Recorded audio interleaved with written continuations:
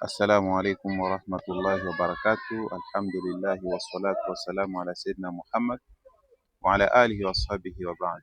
Mtume sallallahu alaihi wasallam kulingania dini wakati wa hija. Baada ya Mtume Muhammad sallallahu alaihi wasallam kupewa amri ya kutangaza Uislamu kwa wazi, alitumia kila fursa katika kufikisha ujumbe wa Allah kwa watu. Alianza na jamaa zake wa karibu. Makuraishi walisilimu wachache na wengine wao wakawa maadui wakubwa dhidi yake na Uislamu. Pamoja na upinzani mkubwa uliokuwepo, Mtume na Waislamu hawakukata tamaa, bali walijaribu kutumia kila fursa iliyopatikana ili kufikisha ujumbe wa Uislamu kwa kila ambaye haujamfikia na kuendelea kuwalingania wale uliowafikia lakini hawajaukubali. Katika kutumia fursa, Mtume aliamua kutumia msimu wa hija kufikisha ujumbe wa Uislamu kwa watu waliokuwa wakiishi mbali na Maka.